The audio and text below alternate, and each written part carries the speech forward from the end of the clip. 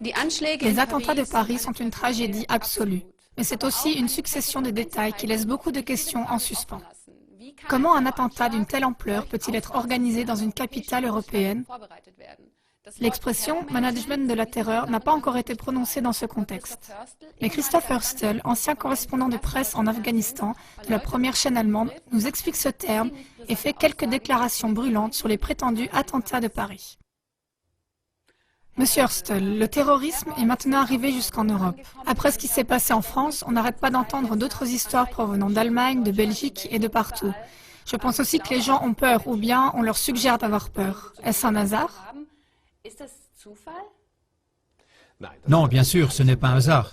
Évidemment, cela a été préparé. Aussi, ce qui nous est rapporté par les médias de masse et qui n'est pas fidèle à la vérité, ça non plus, ce n'est pas un hasard. C'est pourquoi nous avons déjà entendu, il y a 1 an ou il y a 6 mois, que des combattants qui ont combattu en Syrie aux côtés d'Al-Qaïda, du front Al-Nusra et d'autres encore, allaient affluer pour ensuite probablement perpétrer des attentats terroristes selon leur ancienne manière de faire la guerre, des combats de rue, etc.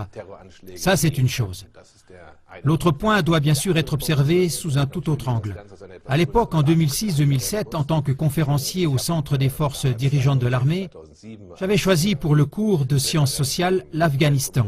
En tant qu'expert du pays, j'avais instruit les forces dirigeantes des troupes de combat allemandes sur la façon de se comporter en Afghanistan et pour ce cours, j'avais alors utilisé l'expression « management de la terreur ». Et c'est exactement ce qui se passe ici. Les gouvernements mentent, tous les gouvernements de l'OTAN. Ils ne mènent pas un combat contre le terrorisme, mais ils pratiquent eux-mêmes le management de la terreur. Les personnes qui sont mises en scène, qui perpètrent les attentats, sont dans 95% des cas très bien connus des services de sécurité.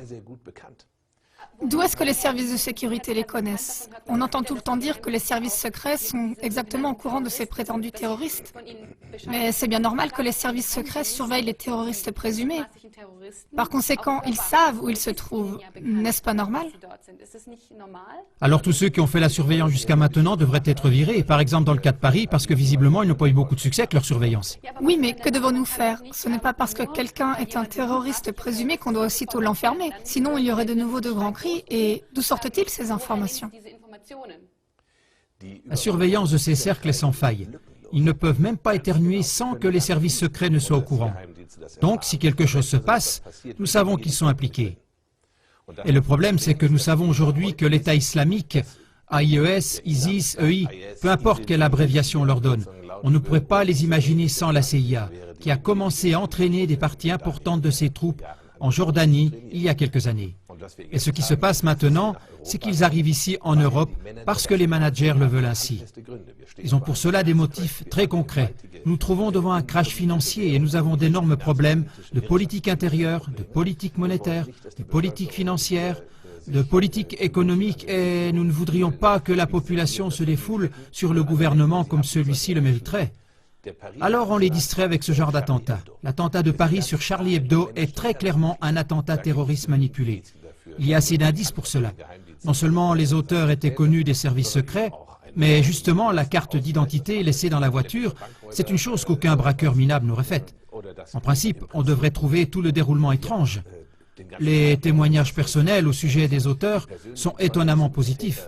Tout cela n'est pas cohérent. Et ensuite, nous avons un écho médiatique indiscutablement cohérent qui semble convenu et finalement, nous avons l'écho politique. En Allemagne, les droits des citoyens sont restreints, ainsi que le droit pour avoir un passeport. Et tout ça, ça a été tout réglé en un rien de temps. Mais ça, c'est peut-être quand même nécessaire. Je veux dire... C'est nécessaire. Si on veut avoir les terroristes sous contrôle, vous dites qu'il y a une surveillance sans faille. Par conséquent, on aurait déjà pu tout maîtriser au préalable, dans le cas de Paris. En effet, en Allemagne, on voit maintenant toujours plus, par exemple, actuellement dans une situation à Berlin, qu'il y a eu une intervention où on a arrêté 2 Turcs. On a aussi une intervention à Wolfsburg, ce qui veut dire qu'on voit quand même que nos forces de police sont en alerte antiterroriste. Ils sont en alerte et un gouvernement qui pratique le management de la terreur via le ministre de la Défense, le ministre des Affaires étrangères et le ministre de l'Intérieur. Ce sont ces 3 qui, dans tous les pays de l'OTAN, sont coupables et devraient être mis en prison. Bien sûr, ils vont réfléchir comme « quand allons-nous mettre en œuvre un attentat terroriste ? Nous allons y recourir lorsque nous aurons l'impression que la population devient nerveuse d'une manière ou d'une autre parce que le système politique de son pays ne lui convient pas. Ils le mettront en œuvre lorsqu'ils auront l'impression qu'ils en ont besoin parce qu'ils n'arriveront pas à faire passer certaines restrictions des droits civiques ou des lois hostiles à la démocratie. » Donc encore plus de surveillance, etc. ou d'autres choses semblables comme par exemple la loi sur les passeports qui a été adoptée. Par exemple, ce sont exactement ces points-là. Lorsque le gouvernement a le sentiment « Ah, nous arriverons à faire passer la loi sans attentat terroriste », bon, on va quand même arrêter quelques personnes, parce que ce sont peut-être des cercles qui sont contrôlés, mais ils sont quand même peut-être capables de se débrouiller tout seuls. Donc, le management de la terreur est un business très compliqué. On connaît cet exemple dans le cas de la NSA, où les services secrets intérieurs, les services de la sécurité et du territoire avaient de toute évidence comme habitude de coopérer avec un groupe de tueurs d'extrême droite. Et ça, c'est de ces problèmes qu'il s'agit là. Si on regarde où cela nous mène à l'avenir, on a juste besoin de regarder quelles sont les données générales. Si on a une crise, alors le gouvernement s'assure qu'elle garde la population dans la confusion par ce genre d'attentats orchestrés. Et ça, c'est en principe du point de vue du management. Les attentats autorisés, les personnes qui se promènent par là... Ce sont là quand même des accusations virulentes. Oui, c'est une accusation extrêmement virulente.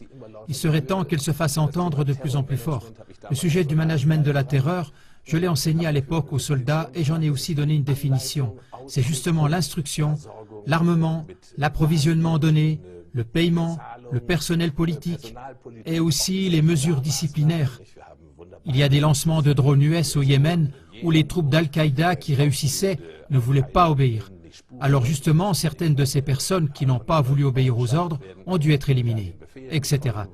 C'est un business très violent, sanglant, et ça englobe des victimes humaines dans les populations innocentes de ces pays où cela se déroule, comme par exemple maintenant, justement à Paris. Est-ce que cela fonctionne? Apparemment, cela fonctionne. Comme nous le voyons, l'attention de tout le monde est détournée.